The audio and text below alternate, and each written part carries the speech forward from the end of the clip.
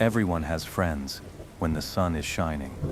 When you are successful, when you are useful, when you are pleasant to be around, those connections cost nothing. They require no courage, no sacrifice, no depth. But how many remain when darkness falls? And I learned early that the people who stand beside you in your worst moments are the only ones who truly matter. Success attracts crowds. Failure reveals your circle. Today, I speak to those who are discovering that their friends were only present for the performance.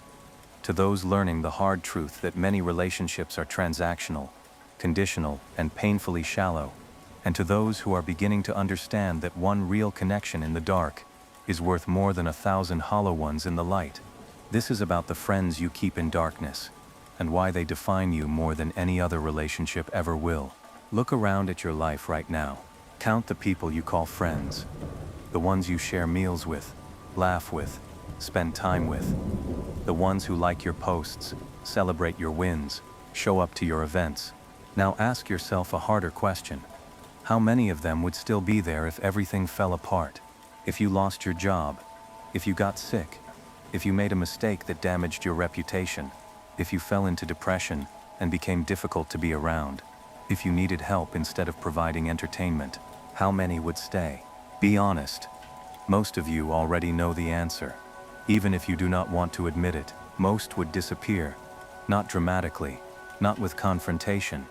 They would just drift. Stop replying as quickly. Become suddenly busy. Offer shallow sympathy, but no real presence, because they were never there for you. They were there for what you provided. Fun, status, distraction, validation, convenience. And when you stop providing it, the relationship has no foundation left to stand on. I had countless people around me. When I was the uchiha prodigy, clan members who praised my skill, fellow shinobi who wanted to train with me, even village leaders who saw my potential as something to cultivate and deploy. I was never alone, always observed, always discussed. But when I needed someone to truly understand the impossible weight I carried, the room was empty, except for one person, Shisui Uchiha, so Ninderdet. He did not follow me because I was talented.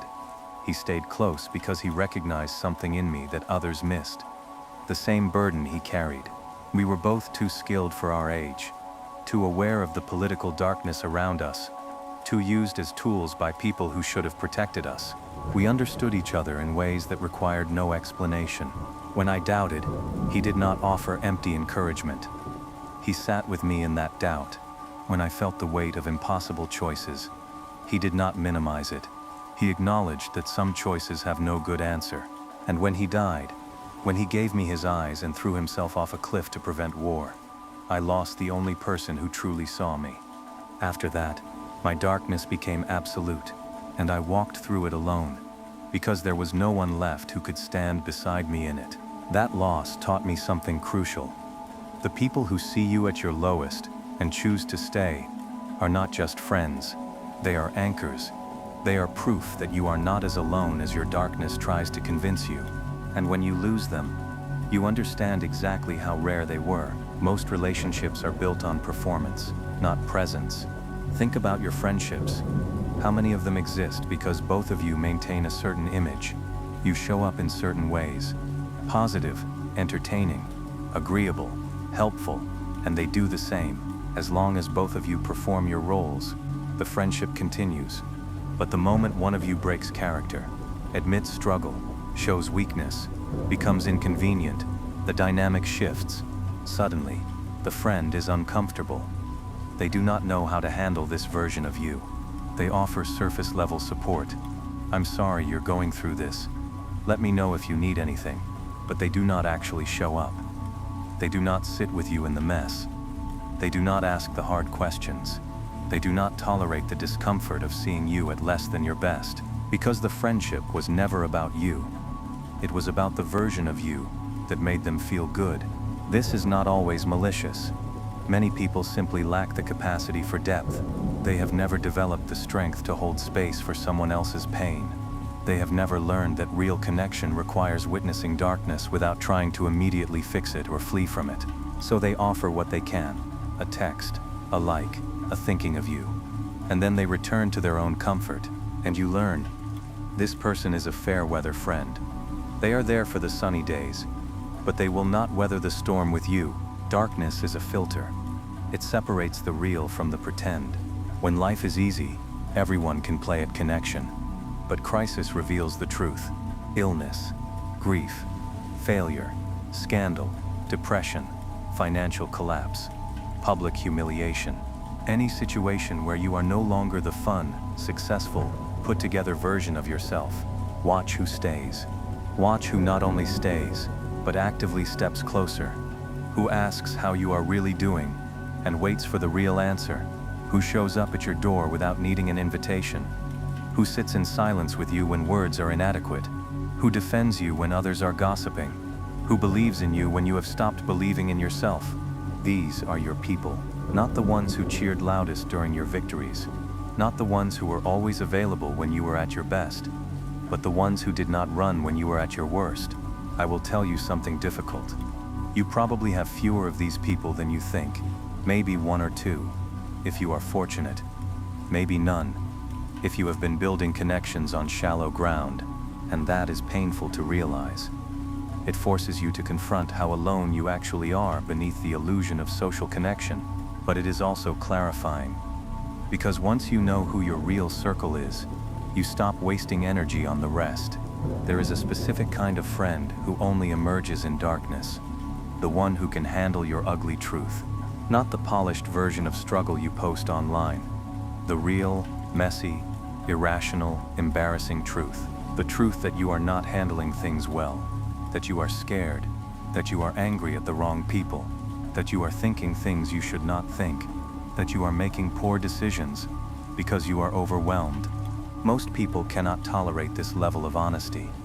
They need you to be healing, or growing, or staying positive. They need your darkness to be inspirational, not uncomfortable, but the friend who can sit with your actual darkness, the one who does not need you to perform growth you have not achieved yet. That friend is priceless. They do not fix you. They do not lecture you. They do not pull away because you are messy.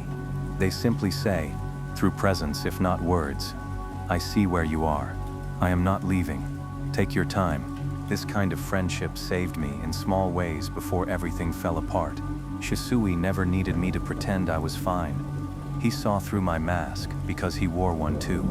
We could admit to each other that we were exhausted, that we resented being used as tools, that we were scared of what we might be ordered to do next. Kokotrefchef, that honesty did not make us weaker. It made us sane. When everyone else needed me to be the perfect prodigy, he let me be a tired young man carrying too much. That space to be real, even briefly, kept me from breaking sooner than I did. But here is the other side of this truth. You must also be willing to be that friend for others. It is easy to want people who will support you in darkness. Harder to ask if you are capable of doing the same. When your friend is struggling, do you show up?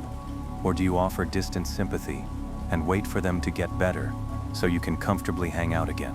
When your friend makes a mistake, do you stand beside them? Or do you distance yourself to protect your own image? When your friend is depressed and becomes difficult, canceling plans, not responding, needing more than they give, do you remain patient? Or do you quietly decide they are too much and withdraw? If you are not willing to be in the darkness with others, you have no right to expect them in yours. True friendship is mutual. It is not about taking turns performing and spectating. It is about both people knowing, when I fall, you will catch me. When you fall, I will catch you. And neither of us will drop the other. Just because holding on becomes uncomfortable, that is rare. That is sacred. That is what actually defines connection. Some of you are realizing right now that you do not have friends like this. And that realization feels like grief. You look at your social circle and see surface. You see people who enjoy your company, but would not bleed for you, who celebrate you, but would not defend you, who take from you, but would not carry you. This is painful, but it is also an opportunity. You can continue investing in shallow connections, hoping they will somehow deepen, or you can accept reality and begin building differently. Stop trying to maintain friendships that are held together by performance. Stop pretending everything is fine to keep people comfortable. Stop being endlessly available to those who are never available to you. Let those connections fade naturally. Do not burn bridges. Simply stop building them higher, and redirect your energy toward the rare few who have proven themselves. Or, if you do not have those people yet, toward becoming the kind of person who attracts depth instead of breadth, quality over quantity. Always, I would rather have had one Shisui than 100 acquaintances. His loss left a permanent void, but his presence, however brief, gave me something the crowd never could, the knowledge that I was truly seen, even if only by one person. That mattered more than any amount of shallow validation. How do you find friends who will stay in darkness? First, stop hiding your darkness from everyone. If you only ever show your polished self, you will only attract people who want that version. They will never know the real you, so they can never choose to love the real you. You do not need to trauma dump on everyone, but you do need to let people see your struggles, your flaws, your humanity. When you do this, most people will retreat. They signed up for fun, not depth. Let them go, but some rare valuable, some will lean in. They will ask more questions. They will check on you. They will show up in ways that surprise you. These are candidates for real friendship. Second, pay attention during your own dark seasons. When you are struggling, watch carefully.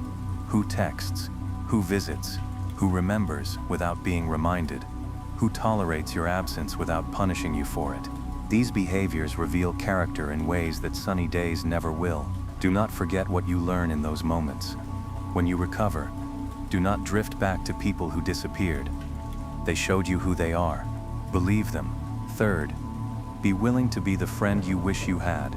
If you want depth, offer depth. If you want loyalty, demonstrate loyalty.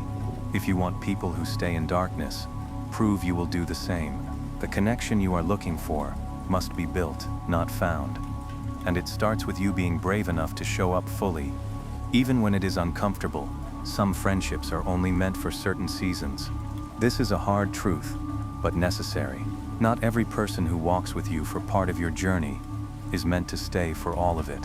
Some friends are there to teach you something, to support you through a specific phase, to reflect back a version of yourself that you needed to see at that time.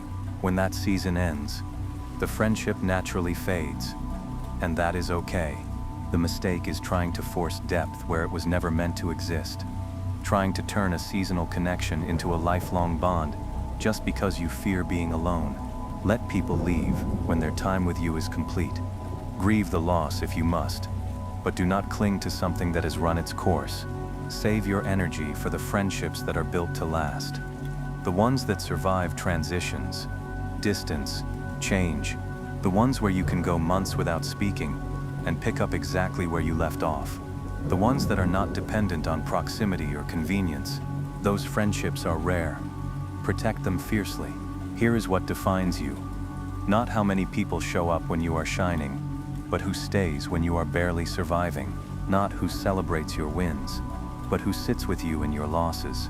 Not who wants access to your success, but who defends you during your failure. Not who agrees with you when you are right, but who tells you the truth when you are wrong. Not who enjoys your company when you are fun, but who remains present when you are difficult. These are the people who see your darkness and choose you anyway, who witness your flaws and do not weaponize them later, who know your secrets and guard them as their own. They are the definition of real friendship. Everything else is just social proximity. I spent most of my life without these connections. I had Shisui briefly, and then no one. Look.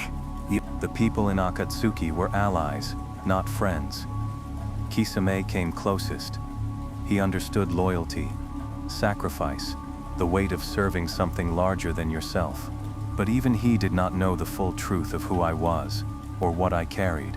I walked through darkness alone, because the truth I carried could not be shared. That was my unique burden, but most of you do not have that constraint. Your darkness can be witnessed. Your struggles can be shared. Your pain can be held by someone who cares. If you are walking alone, ask yourself, is it because no one is capable of standing with you? Or because you have not allowed anyone close enough to try? Many people are lonely, not because they lack options, but because they lack vulnerability. They have built walls so high that even those who want to reach them cannot. If that is you, consider. The protection you built to keep pain out is also keeping connection out. At some point, you must decide which risk is greater, the risk of being hurt again, or the risk of living an entire life, never truly known by anyone. So what do you do with this knowledge? Audit your friendships honestly, not cruelly, but clearly. Who would actually show up if you called at 3 in the morning? Who knows the real you? Not just the version you perform. Who has stayed through difficulty, not just enjoyed the easy times? Who adds to your life without constantly draining it? The answers might be painful. You might realize you have been investing heavily in people who would not do the same for you. Once you see it, act accordingly. Pull back from the shallow. Stop overextending for the conditional. Let go of friendships that only work when you are serving them, and invest deeply in the few who have proven their worth. Call them, show up for them, tell them what they mean to you. Protect those connections with the same intensity you would protect anything rare and valuable, because they are. A friend who stays in darkness is not just a companion. They are a mirror, showing you that you are worth staying for. They are proof that you are not as broken as your worst moments try to convince you. They are the difference between isolation and solitude, between loneliness and intentional space, between being abandoned and choosing quality over quantity. If you are currently in darkness and discovering who your real friends are, I know it hurts. It hurts to realize that people you trusted were only there for your best self. It hurts to see how quickly some disappear when you stop being convenient. It hurts to understand that you were more alone than you thought. But let the hurt clarify you, not embitter you. You are learning a valuable lesson that many never learn. Who deserves your trust, your time, your vulnerability? Most people are not worth those things. Not because they are evil, but because they lack the capacity. They are operating at a different depth than you need. That is not your failure. It is simply reality. The few who do stay, treasure them. They are rarer than you know, and if no one has stayed yet, do not assume that means you are unworthy of it. It might mean you have been building in the wrong spaces, with the wrong people, using the wrong criteria.